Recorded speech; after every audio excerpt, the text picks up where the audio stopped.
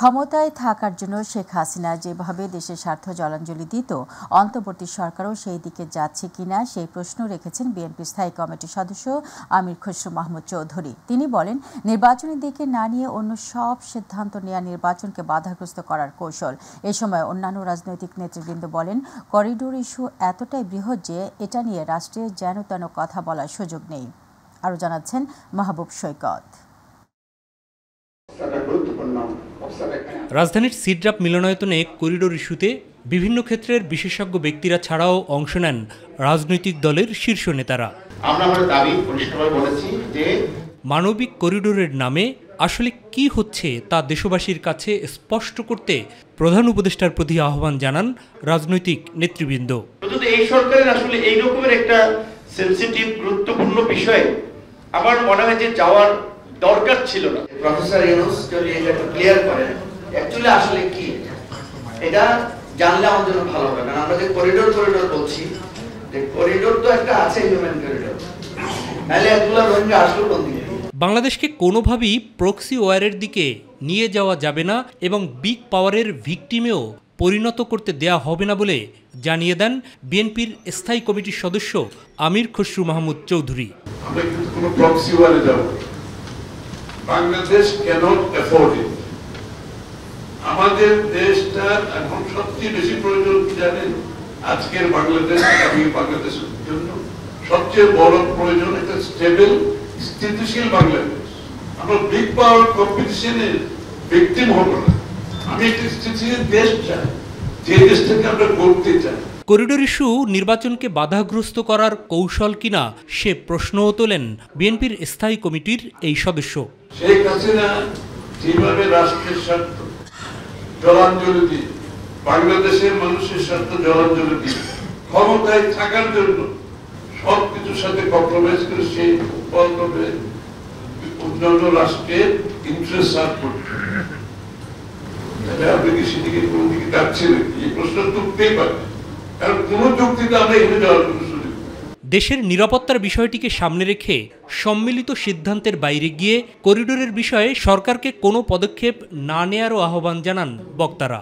আমরা এরকম কারোর সাথে কিনা একটা ফ্রেন্ডশিপের কথা বলতে পারবো না, যেটা আমাদের জন্য সিকিউরিটি কোয়েশ্চেন তৈরি করতে পারে। সব মিলে আমি মনে করি এইটা নিয়ে আমাদের অনেক বেশি আলোচনা করার দরকার। মানবিক করিডোর শেষ পর্যন্ত একটা সামরিক করিডোরে পর্যবসিত হয়েছে। দেশের জন্য নতুন নতুন বিপদ ডেকে নিয়ে আসে।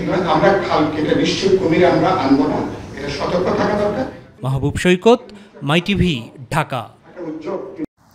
ফ্যাসিবাদের বিরুদ্ধে রাজনৈতিক ঐক্য নষ্ট ও ফাটল ধরানোর চেষ্টা চলছে বলে মন্তব্য করেছেন বিএনপি স্থায়ী কমিটির সদস্য সালাউদ্দিন আহমেদ। আর বিএনপি স্থায়ী কমিটির সদস্য মির্জা আব্বাস বলেন, নির্বাচন নিয়ে জাতিকে ব্ল্যাকমেল করা যাবে না। রাজধানীতে আলাদা অনুষ্ঠানে তারা এসব কথা বলেন।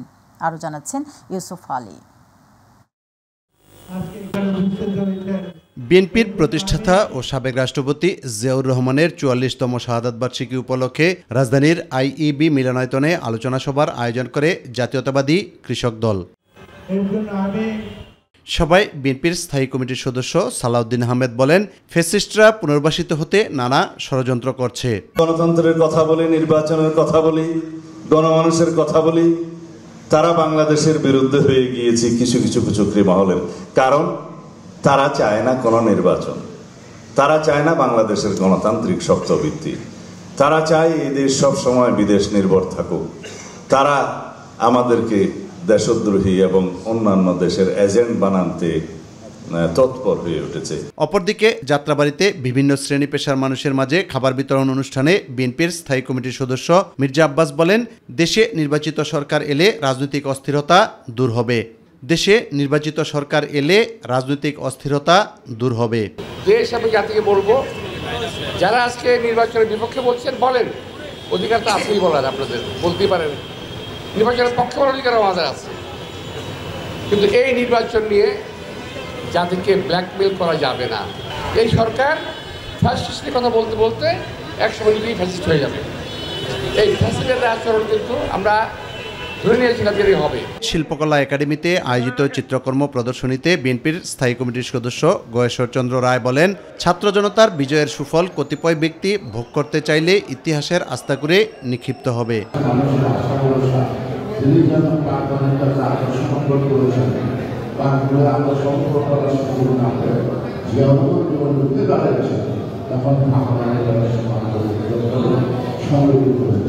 ইউসুফ আলী, মাই টিভি, ঢাকা। সাবেক রাষ্ট্রপতি জিয়াউর রহমান সহ বাংলাদেশের সকল গণতান্ত্রিক আন্দোলনে জীবনদানকারী সকলের জন্য দোয়া চাইলেন বিএনপির ভারপ্রাপ্ত চেয়ারম্যান তারেক রহমান। সকল শহীদদের প্রত্যাশিত বাংলাদেশ গড়ে তুলতে সবাইকে ঐক্যবদ্ধ থাকার আহ্বান জানান তিনি। স্থানীয় সময় শুক্রবার সন্ধ্যায় পূর্ব লন্ডনের একটি হলে জিয়াউর রহমানের শাহাদাত বার্ষিকী উপলক্ষে আয়োজিত এক দোয়া মাহফিলে তিনি এই কথা বলেন। তিনি আরও বলেন, শহীদ রাষ্ট্রপতি জিয়াউর রহমান যেমন বাংলাদেশে বহুদলীয় গণতন্ত্র প্রতিষ্ঠা করেছিলেন, পরবর্তীতে বিভিন্ন সময় বিভিন্ন ষড়যন্ত্রের মাধ্যমে বাংলাদেশের গণতন্ত্রের গতিকে প্রতিরোধ করা হয়েছিল। বাংলাদেশের গণতন্ত্রকে প্রতিষ্ঠিত করার জন্য, এই দেশকে স্বাধীন করার জন্য যেখানে যত মানুষ আত্মহত্যা দিয়েছেন জীবন, যেখানে যত মানুষ বিভিন্নভাবে ক্ষতিগ্রস্ত হয়েছেন, প্রত্যেকের জন্য আমরা আল্লাহর দরবারে দোয়া চাইব। যে মানুষগুলো গণতন্ত্রকে, মানুষের অধিকারকে প্রতিষ্ঠিত করার জন্য তাদের জীবনকে আত্মহত্যা দিয়েছেন, আমরা যাতে তাদের সেই আকাঙ্ক্ষাকে পূরণ করতে পারি। জামায়াত ইসলামের নায়েবে আমির অধ্যাপক মুজিবুর রহমান বলেছেন, যারা যেন তেনভাবে ডিসেম্বরের মধ্যে নির্বাচন চায় তাদের সঙ্গে জামায়াত একমত নয়। জামায়াত সবার আগে চায় দুর্নীতিবাজ ও গণহত্যাকারীদের বিচার। এজন্য বলা হয়েছে আগে বিচার, তারপর সংস্কার এবং সর্বশেষ নির্বাচন হবে। শনিবার দুপুরে কিশোরগঞ্জে জেলা শহরের পুরাতন স্টেডিয়ামে আয়োজিত কর্মী সম্মেলনে প্রধান অতিথির বক্তব্যে তিনি এসব কথা বলেন। অধ্যাপক মুজিবুর রহমান বলেন, যারা অন্যায়ভাবে হত্যা করেছে ওই দল ও তাদের সঙ্গে যারা জড়িত সকলের বিচার হওয়া উচিত। যারা বিচার চায় না, শুধু দ্রুত নির্বাচন চায়, জামাত তাদের সঙ্গে নেই। আগে বিচার হবে, এরপরে সংস্কার হবে, এরপরে নির্বাচন হবে। এখানে শুধু তাড়াতাড়ি নির্বাচন চায়, সংস্কার চায় না। আপনারা বলেন, আগের মতো যদি নির্বাচন হয়, এই নির্বাচনের দরকার আছে? নির্বাচনের জন্য জামাত ইসলামী রাজনীতি করে, এটা ঠিক, কিন্তু যেন তেন কোনো একটা নির্বাচন বাংলাদেশে আর হতে দেওয়া হবে না। জুলাই আগস্টে মানবতা বিরোধী অপরাধের মামলায় শেখ হাসিনা, আসাদুজ্জামান খান কামাল ও চৌধুরী আব্দুল্লাহ মামুনের বিরুদ্ধে আনুষ্ঠানিক অভিযোগ দাখিল করা হবে রবিবার। শনিবার দুপুরে চিফ প্রসিকিউটর তাজুল ইসলাম সাংবাদিকদের এই তথ্য জানান। ক্ষমতাচ্যুত হওয়ার পরে শেখ হাসিনার বিরুদ্ধে এই প্রথম কোনো মামলায় বিচার কার্যক্রম শুরু হচ্ছে। চিফ প্রসিকিউটর বলেন, মামলার তদন্ত শেষ করে গত 12 মে মানবতা বিরোধী অপরাধে 5টি অভিযোগ এনে প্রতিবেদন জমা দেয় ট্রাইব্যুনালের তদন্ত সংস্থা। আরও জানাচ্ছেন আবু সাইদ অপু। জুলাইয়ে ছাত্র জনতার গণ অভ্যুত্থানে নারী ও শিশুসহ নিহত হয় 1400-রও বেশি মানুষ। তীব্র আন্দোলনে পতন হয় আওয়ামী লীগ সরকারের, পালিয়ে যায় শেখ হাসিনা। গত বছরের 17 ডিসেম্বর জুলাই আগস্টে গণহত্যার ঘটনায় মানবতা বিরোধী অপরাধের অভিযোগে দায়ের করা 2 মামলায় শেখ হাসিনা, ওবায়দুল কাদের সহ 46 জনের বিরুদ্ধে তদন্ত 2 মাসের মধ্যে শেষ করার নির্দেশ দেন ট্রাইব্যুনাল। মামলার তদন্ত শেষ করে গত 12 মে মানবতা বিরোধী অপরাধের 5টি অভিযোগ এনে প্রতিবেদন জমা দেয় ট্রাইব্যুনালের তদন্ত সংস্থা।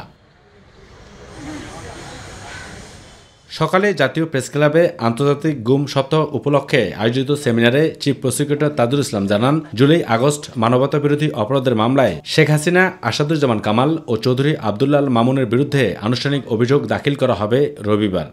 যে গুম, বাংলাদেশে মানবতা বিরোধী অপরাধ এবং আয়নাঘরের জন্ম, যে সংস্কৃতি যার কারণে হয়েছিল, যে একজন ব্যক্তিকে ক্ষমতায় রাখার জন্য এত কিছুর আয়োজন করা হয়েছিল, কালচারে পরিণত করা হয়েছিল, সিস্টেম ডেভেলপ করা হয়েছিল, সেই অপরাধের যিনি নিউক্লিয়াস, তার বিরুদ্ধে আনুষ্ঠানিক অভিযোগ ইনশাআল্লাহ আগামীকালকে আমরা দাখিল করতে যাচ্ছি।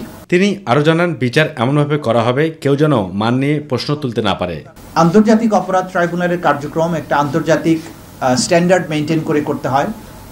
এবং এইটা পৃথিবীর সবচাইতে জটিলতম অপরাধের নাম হচ্ছে ক্রাইমস এগেইনস্ট হিউম্যানিটি বা মানবতা বিরোধী অপরাধ। ক্ষমতাচ্যুত হওয়ার পরে শেখ হাসিনার বিরুদ্ধে এই প্রথম কোনো মামলায় বিচার কার্যক্রম শুরু হচ্ছে। আর আন্দোলনের সময় শেখ হাসিনার কথোপকথনের দুটি অডিও রেকর্ড এবং জুলাই আগস্টে বিভিন্ন স্থানে সংঘটিত ঘটনাগুলোর ভিডিও ট্রাইব্যুনালে প্রমাণ হিসেবে উপস্থাপন করা হবে। আবু সেতপু, মাইটিভি, ঢাকা। নিবন্ধন ও প্রতীক ফিরে পেতে জামায়াতে ইসলামের করা আপিলের রায় রবিবার। এই বিষয়ে রায়ের জন্য প্রধান বিচারপতি সৈয়দ রেফাত আহমেদের নেতৃত্বাধীন 4 সদস্যের বেঞ্চের কার্যতালিকায় 1 নম্বরে রয়েছে। জামায়াতের আইনজীবী অ্যাডভোকেট শিশির মনির আশা প্রকাশ করেন, রোববার নিবন্ধন ও প্রতীক দুটি ফিরে পাবে জামায়াত। আতিকুর রহমান তিতাসের রিপোর্টে বিস্তারিত। এক রিট আবেদন নিষ্পত্তি করে 2013 সালের 1 আগস্ট জামায়াত ইসলামের নিবন্ধন বাতিল ও অবৈধ ঘোষণা করে রায় দেন হাইকোর্ট। এরপর 2018 সালের 7 ডিসেম্বর বাংলাদেশ জামায়াত ইসলামী নিবন্ধন বাতিল করে প্রজ্ঞাপন জারি করে নির্বাচন কমিশন। পরে হাইকোর্টের রায়ের বিরুদ্ধে আপিল করে জামায়াত ইসলামী। এরপর তৎকালীন প্রধান বিচারপতি ওবায়দুল হাসানের নেতৃত্বাধীন 6 বিচারপতির আপিল বিভাগ ডিসমিস ফর ডিফল্ট বলে আপিল খারিজের আদেশ দেন। ফলে রাজনৈতিক দল হিসেবে বাংলাদেশ জামায়াত ইসলামীর নিবন্ধন অবৈধ ঘোষণা করে হাইকোর্টের দেওয়া রায় বহাল থাকে। ছাত্র জনতার গণঅভ্যুত্থানে আওয়ামী লীগ সরকারের পতনের পর গত বছরের 22 অক্টোবর রাজনৈতিক দল হিসেবে জামায়াত ইসলামীর বাতিল হওয়া নিবন্ধন ফিরে পেতে খারিজ হওয়া আপিল পুনরুজ্জীবিত করে দেন দেশের সর্বোচ্চ আদালতের আপিল বিভাগ। এর ফলে নিবন্ধন ও দলীয় প্রতীক ফিরে পেতে জামায়াতের আইনি লড়াই করার পথ খুলে যায়। গত 12 মার্চ রাজনৈতিক দল হিসেবে জামায়াত ইসলামের বাতিল হওয়া নিবন্ধন ফিরে পেতে আপিল শুনানি শুরু হয়। গত 14 মে জামায়াত ইসলামের বাতিল হওয়া নিবন্ধন ও প্রতীক ফিরে পেতে আপিলের শুনানি শেষ হয়। এ বিষয়ে রায় ঘোষণার জন্য 1 জুন দিন ধার্য করা হয়। প্রধান বিচারপতি ডক্টর সৈয়দ রেফাত আহমেদের নেতৃত্বে 4 বিচারপতির আপিল বেঞ্চ এ রায় ঘোষণা করবেন। জামায়াত ইসলামী তার নিবন্ধন ফেরত পাবে ইনশাআল্লাহ, এবং একই সাথে বাংলাদেশের রাজনীতিতে জামায়াত ইসলামী নতুন উদ্যমে নতুনভাবে মানুষের সাপোর্ট নিয়ে মেজরিটির ভিত্তিতে বাংলাদেশের রাজনীতিতে গুরুত্বপূর্ণ ভূমিকা পালন করবে। রায় ঘোষণার জন্য জামায়াতের নিবন্ধন মামলাটি কার্যতালিকার শীর্ষে রয়েছে। আতিকুর রহমান তিতাস, মাইটিভি। ঈদুল আজহার আর মাত্র 6 দিন বাকি। প্রিয়জনের সঙ্গে ঈদের আনন্দ ভাগাভাগি করতে এরই মধ্যে বাড়ি যাওয়া শুরু করেছে মানুষ। শনিবার বিশেষ ব্যবস্থায় ট্রেনে ঘরমুখ মানুষের ঈদের যাত্রা শুরু হয়েছে। রেলওয়ে জানিয়েছে ঈদে ঘরমুখ মানুষের ভ্রমণ সুবিধার্থে বাড়তি 5 জোড়া বিশেষ ট্রেন পরিচালনা করা হবে। স্থগিত থাকবে আন্তনগর ট্রেনগুলোর ছুটি। আফজাল হোসেনের রিপোর্টে বিস্তারিত। ঈদের দীর্ঘ ছুটি পেয়ে শেকড়ের টানে ঘরে ফিরতে শুরু করেছেন রাজধানীবাসী। সকাল 6টায় ছেড়েছে ঈদের বিশেষ ট্রেন। এর মধ্যে দিয়েই আনুষ্ঠানিকভাবে ঈদযাত্রা শুরু হয়েছে রেলপথে। বেশিরভাগ ট্রেন শিডিউল অনুযায়ী ছেড়েছে। ভিড় না থাকায় সন্তুষ্টি প্রকাশ করেছেন যাত্রীরা।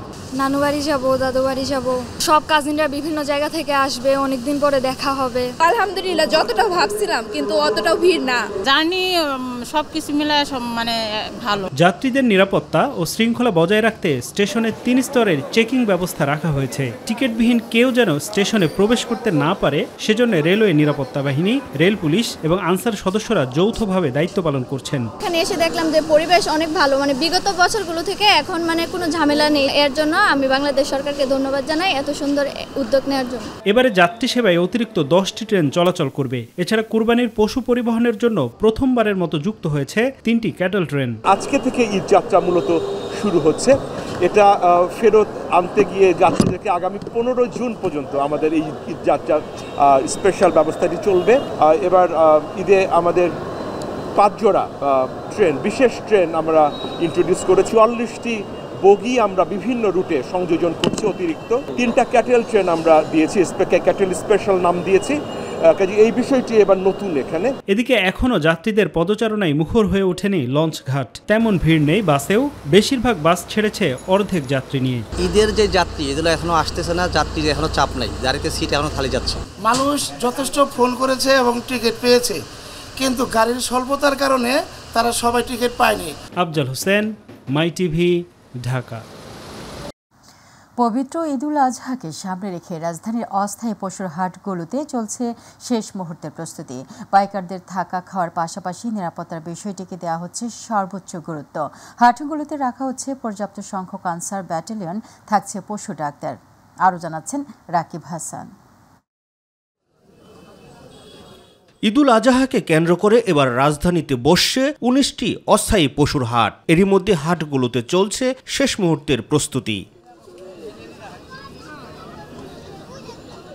কোনো হাটে পশু আসা শুরু করলেও বেচাকেনা আরম্ভ হতে সময় লাগবে আরো 2 থেকে 3 দিন। গোখাদ্যের দাম বেশি হওয়ায় এবার পশুর দামও কিছুটা বেশি হবে বলে মনে করছেন ব্যবসায়ীরা। আমার গরু আছে আপনার 1 গাড়ি 2 গাড়ি 3 গাড়ি করে আসছে। 3 গাড়ি আসতেছে। হ্যাঁ আসছে, আর 2 গাড়ি আসছে। কেমন আশা করতেছেন এবার আশা তুই ভালো করা আশা আছে, এখন আল্লাহ কৃপা করবে। আমাদের গরু লিবের আসলে পারে দাম দিয়ে নিতে হবে। কেন মনে করেন 90 টাকা 80 টাকা কেজি ভুসি, তারপর গুড় লাগে, 1 কেজি গুড়ের দাম 120 টাকা। আমি এখানে নিয়েছি ধরুন যে গরুটা ছোটোকালে কিনে বাড়ি পুষেছি, খাওয়া পড়া ইত্যাদি করে 3 বছর রাখে এখন বিক্রি করতে চাইছি। রাজধানীর পলিটেকনিক ইনস্টিটিউট সংলগ্ন হাটটির ইজারাদার জানান, নিরাপত্তার জন্য আইন শৃঙ্খলা রক্ষাকারী বাহিনীর পাশাপাশি সার্বক্ষণিক সিসিটিভি ক্যামেরার মাধ্যমে পর্যবেক্ষণ করা হবে পুরো এলাকা। তো আমরা অনুমতি পেয়েই ইতিমধ্যে আমরা মাঠের ভিতরের সকল প্রস্তুতি আমরা সম্পন্ন করে ফেলেছি। আমরা ইতিমধ্যে ট্রাফিকের ডিসি, পুলিশের ক্রাইম ডিসি, র্যাবের সিও, তারপর SB, NSI, DMP commissioner, police headquarter সব দিকে আমরা ইতিমধ্যে কথা বলেছি ব্যাপারীদের সর্বাত্মক নিরাপত্তা নিশ্চিত করার জন্য। প্রাণী সম্পদ অধিদপ্তরের পক্ষ থেকে প্রতিটি হাটেই চিকিৎসক রাখার কথা জানান প্রাণী সম্পদ উপদেষ্টা ফরিদা আক্তার। হাটগুলোতে ভেটেরিনারি ক্লিনিকের আমাদের সার্জনরা থাকবেন, ওখানে স্থায়ীভাবেও থাকবেন এবং মোবাইল ভেটেরিনারি ক্লিনিকও ওখানে কাজ করবে। পশুবাহী ট্রাক সহ হাটে চাঁদাবাজি বন্ধে এরই মধ্যে কেন্দ্রীয় মনিটরিং সেল এবং হটলাইন নাম্বার চালু করা হয়েছে বলে জানান প্রধান উপদেষ্টার প্রতিরক্ষা বিষয়ক বিশেষ সহকারী লেফটেন্যান্ট জেনারেল অবসরপ্রাপ্ত আব্দুল হাফিজ। এখানে কেন্দ্রীয়ভাবে একটা মনিটরিং এর ব্যবস্থা থাকবে, যেখানে একটা সেল গঠন করা থাকবে, একটা হটলাইন থাকবে, যেখানে যে কেউ কোনো যদি চাঁদাবাজির সম্মুখীন হয় কোনো অবস্থাতেই তিনি যেন চাঁদা না দেন। এদিকে অনুমোদনের বাইরে রাজধানীতে কোনো পশুর হাট বসতে দেয়া হবে না বলে জানান ঢাকা উত্তর সিটির প্রশাসক মোহাম্মদ এজাজ। অবৈধ কোনো হাট আমরা এবার অ্যালাউ করব না। 2 সিটি কর্পোরেশনের কঠোর সার্ভিলেন্স থাকবে, পুলিশের সার্ভিলেন্স আমাদের থাকবে। অননুমোদিত কোনো জায়গায় কোনো হাট বসাতে হবে না। রাকিব হাসান, মাই টিভি, ঢাকা। সম্পদ আহরণ করতে হলে কর ব্যবস্থাপনা পরিবর্তন দরকার এবং রাজস্ব আদায়ে ডিজিটালাইজেশন করার কোনো বিকল্প নেই বলে মন্তব্য করেছেন সিপিডির সম্মানিত ফেলো ডক্টর দেবপ্রিয় ভট্টাচার্য। সকালে রাজধানীতে বাজেট শীর্ষক এক বিতর্কে তিনি বলেন, আসন্ন বাজেটে টেকসই অর্থায়নের কোনো পথ নেই, অন্যথায় বাজেট হবে দুধের স্বাদ ঘুলে মেটানোর শামিল। বিদেশি সহায়তার ঋণের কোনো চাপ অতীতের মতো না থাকায় সরকার গতানুগতিক বাজেটে যাচ্ছে, যা দুঃখজনক উল্লেখ করে তিনি বলেন, অবৈধ সম্পদকে বাজেটের রাজস্ব খাতে নিয়ে আসা সবচেয়ে বড় চ্যালেঞ্জ, তবে এটি বাস্তবায়ন হলে বাজেটের সুফল বয়ে আনবে। অর্থ সংগ্রহ যদি না হয় তাহলে উন্নয়ন কার্যক্রম কিভাবে পরিচালিত হবে, নহলে দেশের যে সমস্ত আগামী দিনে চ্যালেঞ্জ আসছে সেগুলি মোকাবেলা করা যাবে না এবং একই সাথে এটা বৈদেশিক ঋণ নির্ভর ইত্যাদি হয়ে যাবে। এই রাজস্ব ব্যয়কে সঠিকভাবে না করেন তাহলে আপনার করদাতাদের উৎসাহ সেখানে থাকে না। বাংলাদেশের কর কাঠামো যে শুধু অর্থনীতির তুলনায় ছোট তা না, এটা একই সাথে অনেক বেশি বৈষম্য নির্ভর। প্রথম বিষয় যদি থাকে সম্পদ আহরণ, আপনারা একই সাথে আপনাদের বলতে হবে কাঠামোগত পরিবর্তন। ওই করকে প্রত্যক্ষ করের উপর আমাদের নিয়ে যেতে হবে। সারা দেশে বিশ্ববিদ্যালয় ক্যাম্পাসে নৈরাজ্য সৃষ্টি করে ইসলামী ছাত্র শিবিরের উপর দায় চাপানো হচ্ছে অভিযোগ করে সংগঠনটির ঢাকা বিশ্ববিদ্যালয় শাখার সভাপতি এস.এম. ফরহাদ বলেছেন, ছাত্রদল মিথ্যা অপবাদ ছড়ানো ও অরাজকতা বন্ধ না করলে তাদের পরিণতিও হবে ছাত্রলীগের মতো। বিকেলে শাহবাগে ঢাকা মহানগরী ছাত্র শিবির আয়োজিত মানববন্ধনে তিনি এসব কথা বলেন। ঢাবি শাখা ছাত্র শিবিরের সভাপতি বলেন, সারা দেশে বিভিন্ন জায়গায় বিশ্ববিদ্যালয় ক্যাম্পাসে নৈরাজ্য সৃষ্টি করছে ছাত্রদল, কিন্তু ছাত্র শিবিরের উপর দায় দিয়ে মিথ্যা তথ্য ছড়াচ্ছেন তারা। 80 দশকে আপনারা যেভাবে হত্যাকাণ্ড চালিয়েছেন, ইসলামী ছাত্র শিবিরের 22 জন ভাইকে আপনারা হত্যা করেছেন, বর্তমান বাংলাদেশে আপনারা সেই সন্ত্রাসী কার্যক্রম চালাতে পারবেন না। সন্ত্রাসী ছাত্রলীগকে যেমন এদেশের ছাত্র জনতা স্পষ্টভাবে তাদেরকে জবাব দিয়ে এদেশ থেকে তাদেরকে তাড়িয়ে দিয়েছে। ছাত্র দল যদি সেই রাস্তা বেছে নেয় তাদেরকেও এদেশ থেকে তাড়িয়ে দেওয়া হবে। যদি আপনারা সে আপনাদের দলীয় প্রধানের নির্দেশনা শিবিরের উপর দায় দিয়ে দাও, সেই প্র্যাকটিস ফলো করতে থাকেন, তাহলে অপেক্ষা করেন, এই বাংলার ছাত্র জনতা আপনাদেরকে দেখবে ইনশাআল্লাহ। দলকে আরও সুসংগঠিত করতে এবং আগামী দিনের রাজনীতিতে নেতাকর্মীরা যাতে যথাযথ ভূমিকা রাখতে পারে সেই লক্ষ্যে প্রথমবারের মতো এক কর্মশালার আয়োজন করেছে ঢাকা মহানগর উত্তর জাতীয় নাগরিক পার্টি এনসিপি। মৌলিক সংস্কার ও আগামী রাজনীতি শীর্ষক এই কর্মশালায় বক্তব্য রাখেন দেশের স্বনামধন্য আলোকচিত্রী শহীদুল আলম, অর্থনীতিবিদ জিয়া হাসান ও এনসিপির নেতারা। এই জায়গায় যারা আপনাদের সাথে কথা বলছেন, যাদের আপনারা গুরুত্ব দিচ্ছেন, তাদেরকে সেই সকল জায়গা থেকে আনতে যদি না পারেন, সত্যিকার অর্থে বাংলাদেশকে আপনারা কখনোই প্রতিনিধিত্ব করতে পারবেন না। জুলাই বিপ্লবের একক কোনো শক্তি নয়, অভ্যুত্থানে ফ্যাসিস্ট বিরোধী সকল শক্তি এক হয়ে 5 আগস্ট ঘটিয়েছে। তাই জুলাই ঘোষণাপত্রে আলেম সমাজের ভূমিকা তুলে ধরার আহ্বান জানান ইউনাইটেড পিপলস বাংলাদেশের নেতাকর্মীরা। বিকেলে জুলাই ঘোষণাপত্র, মাদ্রাসা শিক্ষার্থী ও আলেম সমাজের ভাবনা শীর্ষক সভায় তারা এসব কথা বলেন। অনুষ্ঠানে তারা বলেন, আলেমরা দেশের ক্রান্তি লগ্নে কাঁধে কাঁধ মিলিয়ে কাজ করেছে। শিমুল খানের রিপোর্টে বিস্তারিত। শনিবার বিকেলে রাজধানীর যাত্রাবাড়িতে জুলাই ঘোষণাপত্র, মাদ্রাসা শিক্ষার্থী ও আলেম সমাজের ভাবনা শীর্ষক সভা অনুষ্ঠিত হয়েছে। সব জায়গায় এখনো ফেসিবাদ রয়েছে, জনগণও ফেসিবাদ হয়ে যায় মাঝে মধ্যে। অনুষ্ঠানে গবেষক ও চিন্তাবিদ মুসা আল হাফিজ বলেন, সমাজের বৈষম্যমূলক উপাদানসমূহ নিরসনের মাধ্যমে নতুন বাংলাদেশ বিনির্মাণ করা না গেলে গণঅভ্যুত্থানের সকল ত্যাগ বৃথা হয়ে যাবে। একটা নৌকা ছিল, এই নৌকার মধ্যে প্রচুর পরিমাণে যাত্রী, যাদের অধিকাংশই ছিল চোর ডাকাত খুনি। এত বেশি যাত্রী বোঝাই একটা নৌকাটা ডুবে গেছে। বাংলাদেশে দীর্ঘ 16 বছর ধরে একটা ফেসিবাদ, একটা আধিপত্যবাদ আমাদের মাথার উপর চেপে বসেছিল এবং আমরা দেখছিলাম যে আমাদের কারো কথারই কোনো পাত্তা নাই, কারো কথারই কোনো তোয়াক্কা করা হয় না, আমাদের জীবনের কোনো দাম নাই। অনুষ্ঠানে বক্তারা বলেন, জুলাইয়ের যুদ্ধ হয়েছে এক স্বৈরাচারীকে হটিয়ে আরেক স্বৈরাচারীকে জায়গা দেওয়ার জন্য নয়, নতুন দেশ গড়ার জন্য ছাত্র জনতা প্রাণ দিয়েছে। এখনো হচ্ছে যে আমরা একটা সেকুলার জামানায় বসবাস করি, কারণ যদিও হাসিনা চলে গেছে এবং সংবিধানের থেকে সেকুলারিজম উঠাই দেওয়ার কথা চলতেছে। শাহাদাতের সর্বোচ্চ ত্যাগের মাধ্যমে বাংলাদেশ দ্বিতীয়বারের মতো স্বাধীনতার গৌরব অর্জন করেছে। বিগত দিনে শুধুমাত্র ধর্মীয় বিশ্বাসের কারণে আলেম সমাজের প্রতি বৈষম্য করা হয়েছে উল্লেখ করে বক্তারা বলেন, এর ইতি টানতে হবে জুলাই ঘোষণাপত্রে শহীদদের মূল্যায়নের মাধ্যমে। এই বিপ্লবের ইতিহাস কখনো অস্থাতেই বিকৃত করা যাবে না। শিমুল খান, মাই টিভি, ঢাকা। আইন, বিচার ও সংসদ মন্ত্রণালয় এবং প্রবাসী কল্যাণ ও বৈদেশিক কর্মসংস্থান মন্ত্রণালয়ের উপদেষ্টা ডক্টর আসিফ নজরুল বলেছেন, এসএসসি পরীক্ষার পর 3 থেকে 6 মাস শিক্ষার্থীরা অবসর সময় পার করে। সেই সময়কে কাজে লাগাতে ও শিক্ষার্থীদের দক্ষ হিসেবে গড়ে তুলতে টাঙ্গাইল কারিগরি প্রশিক্ষণ কেন্দ্র সহ সারা দেশের বিভিন্ন কেন্দ্রে 6000 শিক্ষার্থীর এসএসসি পরীক্ষার্থীদের দক্ষতা উন্নয়ন কোর্স চালু করা হয়েছে। বিকেলে টাঙ্গাইল কারিগরি প্রশিক্ষণ কেন্দ্রের দক্ষতা উন্নয়ন কোর্সের উদ্বোধন অনুষ্ঠানে প্রধান অতিথির বক্তব্যে তিনি এইসব কথা বলেন। ডক্টর আসিফ নজরুল বলেন, দেশে এই প্রথমবার 6000 এসএসসি পরীক্ষার্থীকে কারিগরি প্রশিক্ষণ দেওয়া হবে। এসএসসির পর যে এইচএসসি থাকবে, এইচএসসি পাস করে যারা থাকবে তাদেরকেও আমরা এনরোল করার চেষ্টা করবো। এখন আমরা এটা কেন করছি, আমি এই মন্ত্রণালয়ের দায়িত্ব নেওয়ার পর আপনারা জানেন আমরা বাইরে কর্মসংস্থানের সুযোগ বৃদ্ধির অনেক চেষ্টা করছি। শুরুতে প্রসঙ্গ প্রবাস।